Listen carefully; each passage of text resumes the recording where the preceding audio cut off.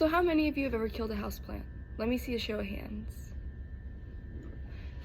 If so, you're in good company.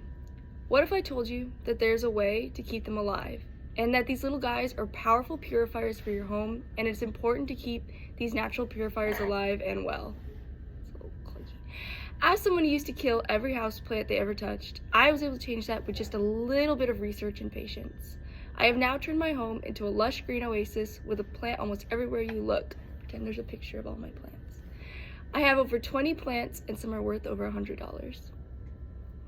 I'm going to show you how to take care of a houseplant and what benefits they bring to your home and your health. I'm going to show you the top 3 easiest plants to take care of for beginners, the top 2 causes of death, and once you learn how to take care of them, I'm going to show you the pros to having these plants in your home. And I'm trying to bring the plants out. And you're all about to be proud plant owners after this talk, so what I say is going to be important. Okay. So the top beginner-friendly plants are pothos and snake plant. Pothos are the gold standard of beginner houseplants, and this is what you're about to receive. They're able to survive a high degree of neglect and still bounce back, and you can forget to water it for weeks, and it will most likely survive. They're able to survive most pest infestations as well, due to their waxy leaves. They can also survive high and low light environments and able to adapt accordingly so that they don't need direct sunlight or a partial sunlight window, and you can put them anywhere, any window. And the snake plant is even more hardy than the pothos, and these guys can survive on months without watering and high neglect in the harshest of conditions. If you honestly kill one of these, you just aren't meant to have a plant. They thrive in average household temperatures, and they don't need any humidity. I'm working on a transition here. I can't think of one yet. But anyway, so the top reasons that beginners kill houseplants. The top 2 reasons that beginners kill houseplants are giving your plants too much love and inconsistency. Sometimes you might think that your plant needs water every day, and that's what causes roots to rot. You're essentially drowning them, and they can't breathe.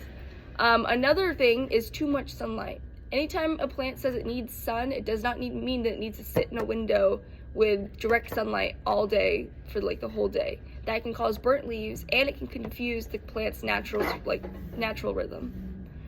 Another thing is inconsistency.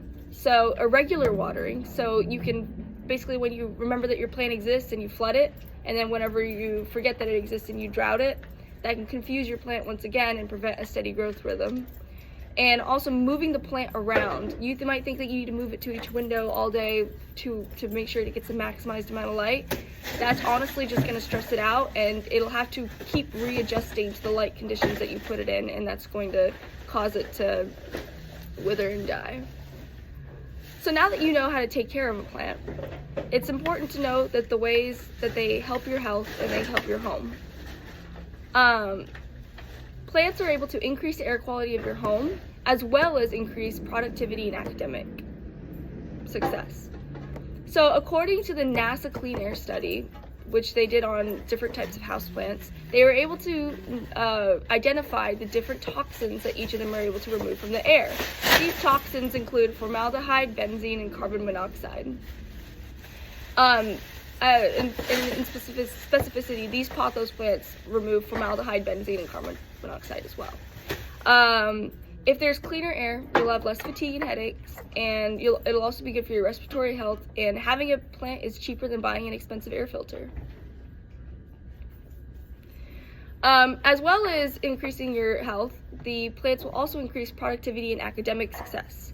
Studies have also shown that being around plants and foliage can increase your concentration and creativity, as well as being able to increase academic.